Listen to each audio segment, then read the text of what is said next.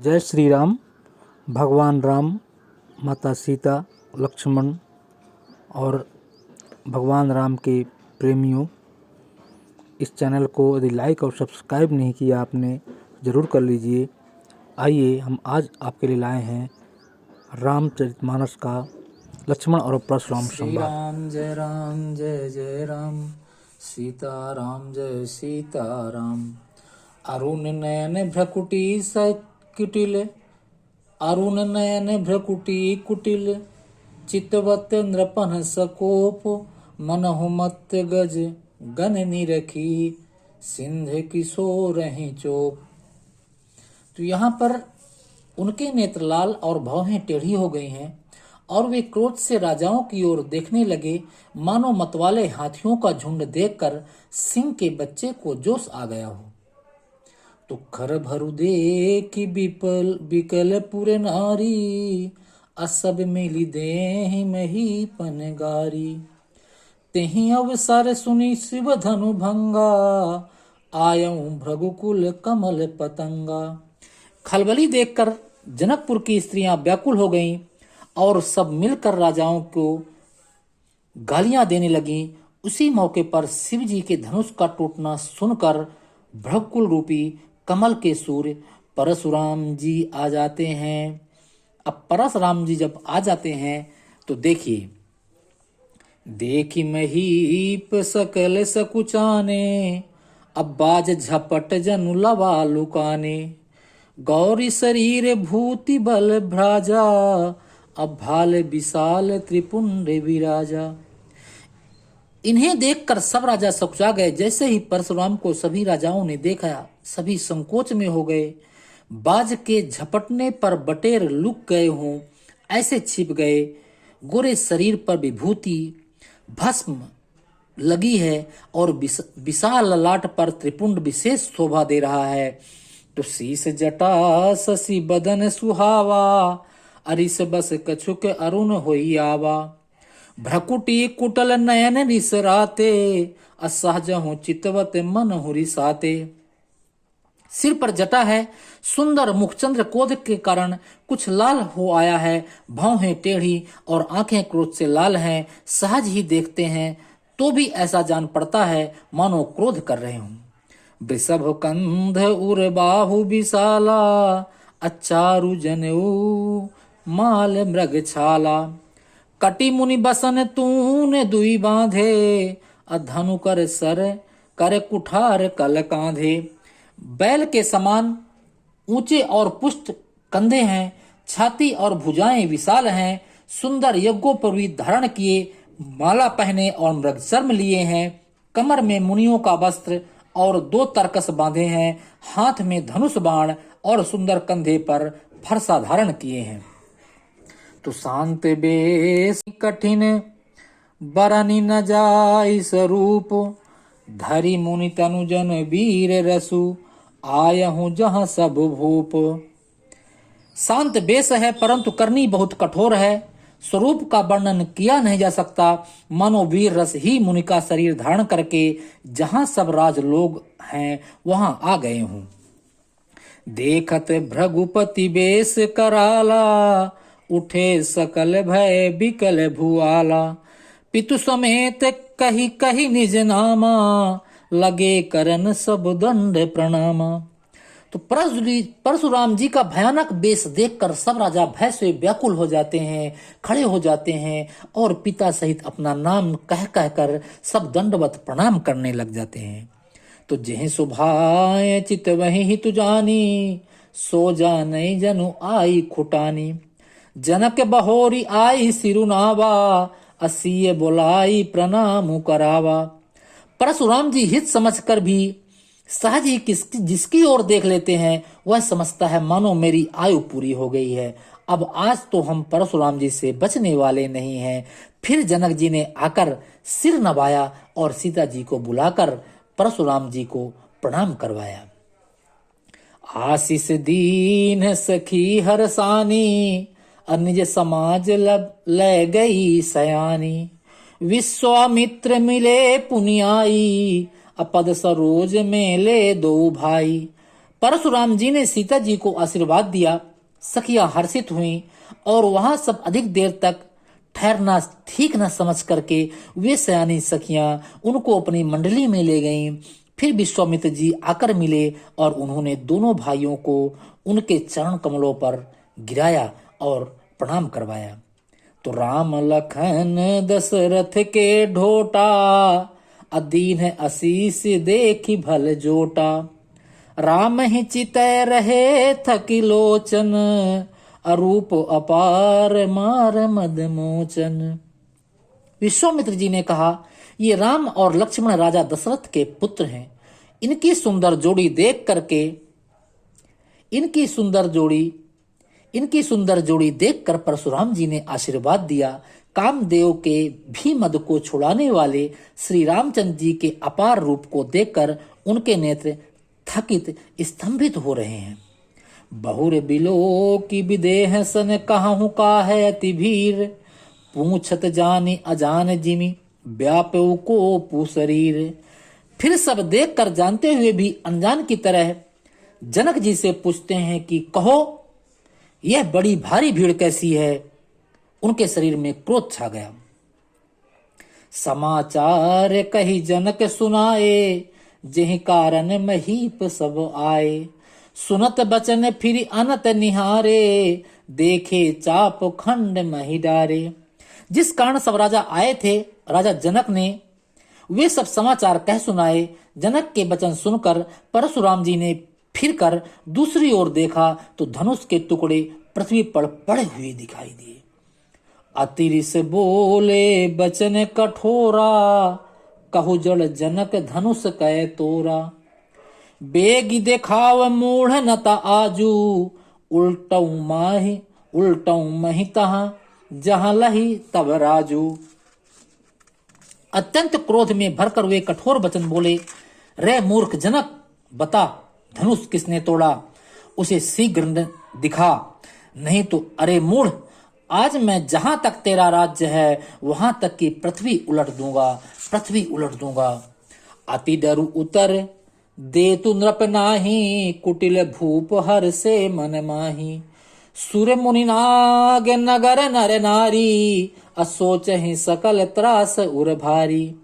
राजा को अत्यंत डर लगा, जिसके कारण वे उत्तर नहीं देते। यह देखकर कुटिल राजा मन में बड़े प्रसन्न हुए। देवता, मुनि, नाग और नगर के स्त्री पुरुष सभी सोच करने लगे, सबके हृदय में बड़ा भय है। अब क्या होगा। अब तो परशुराम जी क्रोधित हो गए।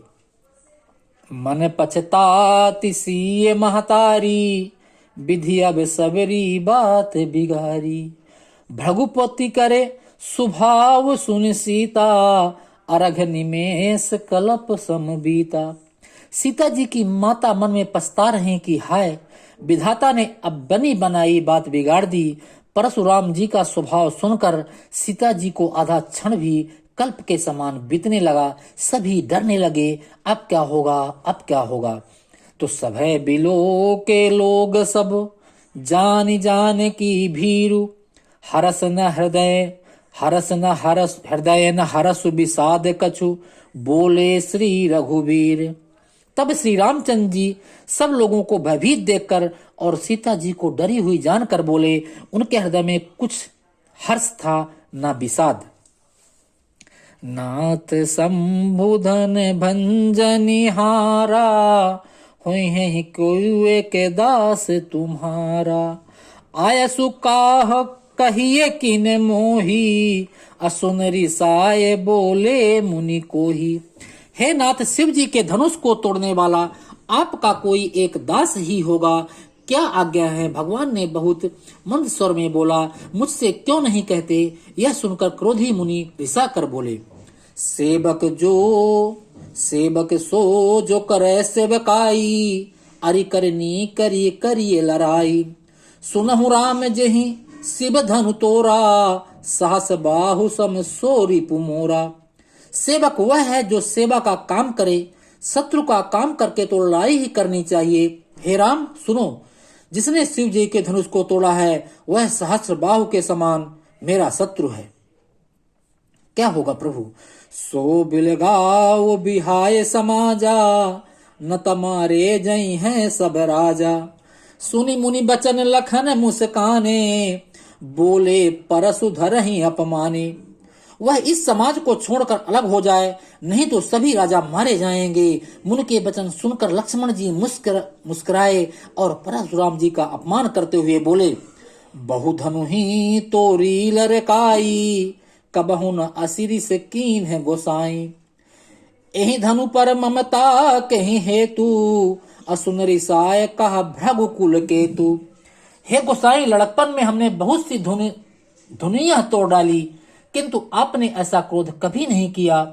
इसी धनुष पर इतना ममता किस कारण से है? यह सुनकर भृगुवंश की ध्वजा स्वरूप परशुराम जी कुपित होकर कहने लगे, रे नृप बालक काल बस बोलत तो ही न सभार, धनु ही सम त्रिपुरारु धनु विदित सकल संसार। अरे राजपुत्र, काल के बस होने से तुझे बोलने में कुछ भी होश नहीं है। सारे संसार में विख्यात शिव जी का यह धनुष क्या धनु ही के समान है? लखन कहा हंसी हमरे जाना, असुनहु देव सब धनुष समाना। का क्षति लाभ जून धनु तोरे, अदेखा राम नयन के भोरे। लक्ष्मण जी ने हंसकर कहा, हे देवी सुनिए, हे देव सुनिए, हमारे जान में तो सभी धनुष एक से ही हैं। पुराने धनुष तोड़ने में क्या हानि लाभ? श्री रामचंद्र जी ने तो इसे नवीन के धोखे से देखा था। छुअत टूट रघुपति न दोसु, मुनि बिन काज करिए कतरोसु। बोले चितई परसु की ओरा, रेसठ सुने सुभाव न मोरा।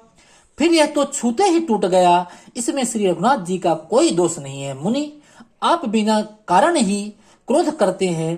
किस लिए क्रोध करते हैं? परशुराम जी ने अपने फरसे की ओर देखकर बोले, अरे दुष्ट, तूने मेरे स्वभाव को नहीं जाना, तूने मेरा स्वभाव नहीं सुना। तो बालक बोली बधाओ नहीं तो ही, केवल मुनि जड़ जान ही मोही। बाल ब्रह्मचारी अति कोही, अब विश्व विदित क्षत्रिय कुल द्रोही। मैं तुझे बालक जानकर नहीं मारता हूं। अरे मूर्ख, क्या तू मुझे निरा मुनि ही जानता है? मैं बाल ब्रह्मचारी और अत्यंत क्रोधी हूं। क्षत्रिय कुल का शत्रु तो विश्व भर में विख्यात हूं। भुज बल भूमि भूप बिन कीन्ही, विपुल बार मही देवन दीन्ही। सहस बाहु भुज छेद निहारा, परसु बिलोक महीप कुमारा।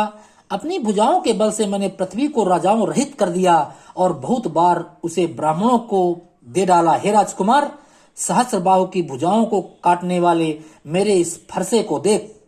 मातु पिता हूं जन सोच बस करही महीस किशोर, गर्भन के अर्भक दलन परसु मोर अति घोर। और राजा के बालक, तू अपने माता पिता को सोच के बस में ना कर। मेरा फरसा बड़ा भयानक है।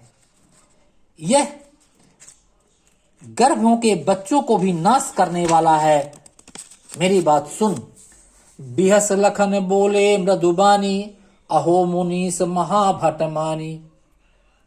पुनि पुनि मोहि देखावे कुठारू, चाहते उड़ावन फूंक पहारू। लक्ष्मण जी हंसकर कोमल वाणी से बोले, अहो मुनीश्वर, तो अपने को बड़ा भारी योद्धा समझते हैं, बार बार मुझे कुल्हाड़ी दिखाते हैं, फूंक से पहाड़ उड़ाना चाहते हैं। तो सुनिए, यहाँ कुम्हड़ बतिया को नहीं, अजय तरजनी देखी मर जाही। देखे कुठारू सरासन बाना, मैं कछु कहा सहित अभिमाना। यहाँ कोई कुम्हड़े की बतिया छोटा बच्चा कच्चा फल नहीं है मुनि, जो तर्जनी सब आगे की उंगली को देखते ही मर जाती है। कुठार और धनुष बाण देखकर ही मैंने कुछ अभिमान सहित कहा था। भृगुसुत समुझ जने उबिलो की, जो कछु कहूं सहूं ऋषरो की। सुर मही सुर हरिजन रुगाई, हमरे कुल इन पर न सुराई। भृगुवंशी समझकर और यज्ञोप भी देखकर तो जो कुछ आप कहते हैं उसे मैं क्रोध के को रोक कर सह लेता हूँ। देवता, ब्राह्मण, भगवान के भक्त और गौ, इन पर हमारे कुल में वीरता नहीं दिखाई जाती मुनि। बंधे पापु अपकीर तुहारे, मारत हूँ पाप पर ये तुम्हारे। कोटि कुलिस समय बचन तुम्हारा, अब व्यर्थ धरहूं धनुबान कुठारा। क्योंकि इन्हें मारने से पाप लगता है और इनसे हार जाने पर अपकीर्ति होती है, इसलिए आप मारे तो भी आपके ही पैर ही पड़ना चाहिए। आपका एक एक वचन ही करोड़ों वज्रों के समान है।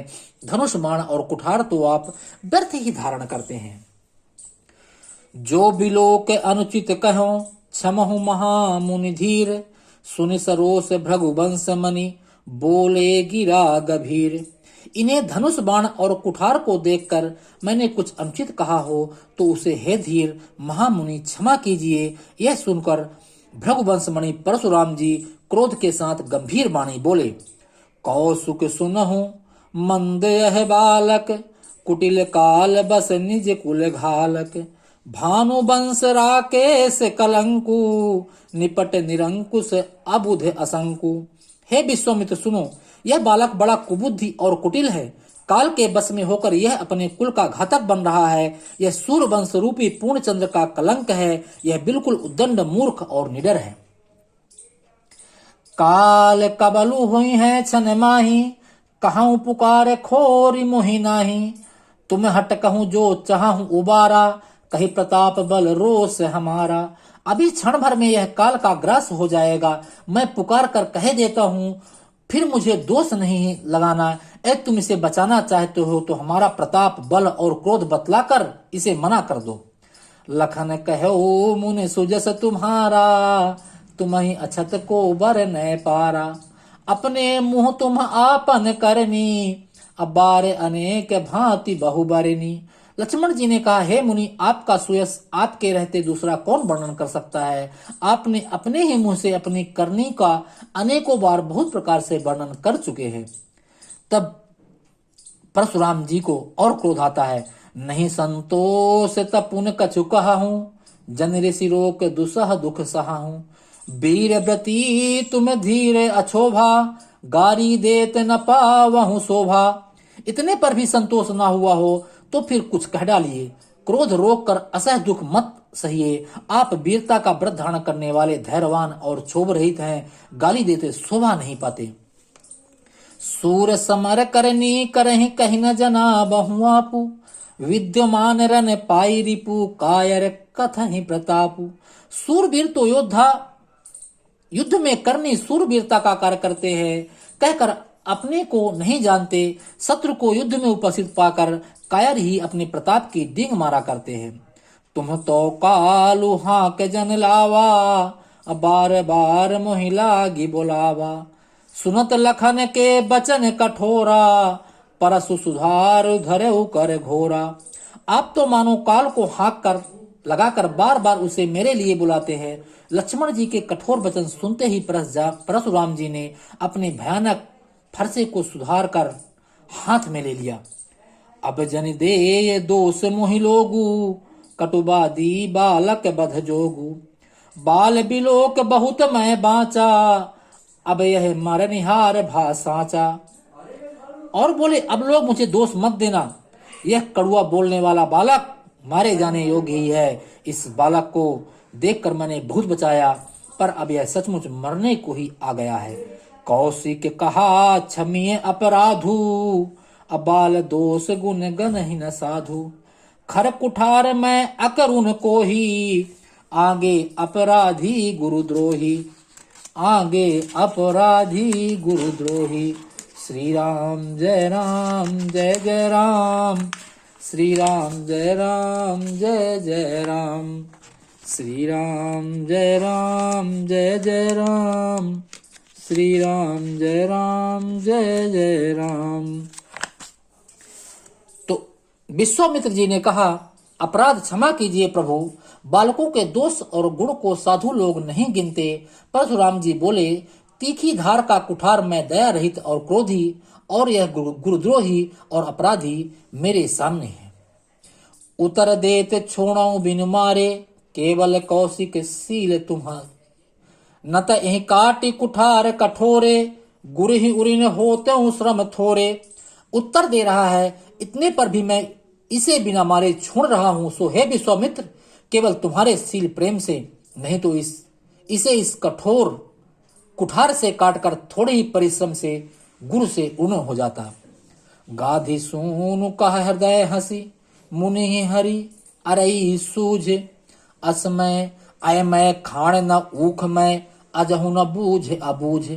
विश्वामित्र जी ने हृदय में हंसकर कहा, मुनि को हरा ही हरा सूझ रहा है, अर्थात सर्वत्र विजयी होने के कारण श्री राम लक्ष्मण को भी साधारण छत्री ही समझ रहे हैं, किंतु वह लोहमयी केवल फौलाद की बनी हुई खाड़ा खड़ग है, ऊख की रस की खान नहीं है जो मुंह में लेते हुए गल जाए। खेद है, मुनि अब भी बेसमझ बने हुए हैं, इनके प्रभाव को नहीं समझ रहे हैं। कहूं लखन मुनि सील तुम्हारा, को नहीं जान विदित संसारा। माता पिता ही उरिन भैनी के, गुरु ऋण रहा सोच बड़ जी के। लक्ष्मण जी ने कहा, हे मुनि, आपके सील को कौन नहीं जानता, वह संसार भर में प्रसिद्ध है। आप माता पिता से तो अच्छी तरह ऋण हो गए हो, अब गुरु का ऋण रहा, जिसका जी में बड़ा सोच लगा है। सो जन हम रेहू माथे काढ़ा, अदिनी चल गए ब्याज बढ़ बाढ़ा। अबे आनिए ब्योहरिया बोली, अतुरत देव मैं थैली खोली। वह मानो हमारे ही मत्थे काढ़ा था, बहुत दिन बीत गए, इससे ब्याज भी बहुत बढ़ गया होगा। अब किसी हिसाब करने वाले को बुला लाइए, तो मैं तुरंत थैली खोल कर दे दूंगा। सुनि कटु बचन कुठार सुधारा, हाय हाय सब सभा पुकारा। भृगुबर परसु देखा वहु मोही, अभिप्र विचार बचौ नृप दोही। लक्ष्मण जी के कड़वे वचन सुनकर परशुराम जी ने कुठार संभाला, सारी सभा हाय हाय करके पुकार उठी। लक्ष्मण जी ने कहा, हे भृगुश्रेष्ठ, आप मुझे फरसा दिखा रहे हैं, पर हे राजाओं के शत्रु, मैं ब्राह्मण समझकर बचा रहा हूँ, तरह दे रहा हूँ। मिले न कबहू सुभट रन गाढ़े, दुज देवता घर ही के बाढ़े। अनुचित कही सब लोग पुकारे, रघुपति से नहीं लखन निवारे। आपको कभी रणधीर बलवान वीर नहीं मिले, हे ब्राह्मण देवता, आप घर ही में बड़े हैं, यह सुनकर अनुचित है कहकर सब लोग पुकार उठे। तब श्री रघुनाथ जी ने इशारे से लक्ष्मण जी को रोक दिया। लखन उतर आहुत सरिस, भृगुबर कोप कृसानु। बढ़त देख जल सम बचन, बोले रघुकुल भानी। लक्ष्मण जी के उत्तर से जो आहुत के समान थे, परशुराम जी के क्रोध रूपी अग्नि को बढ़ते देखकर रघुकुल के सूर्य श्री भगवान रामचंद्र जी जल के समान शांत करने वाले वचन बोले। श्री रामचंद्र भगवान की जय, परशुराम भगवान की जय, लक्ष्मण जी की जय, सीता मैया की जय। जय श्री राम।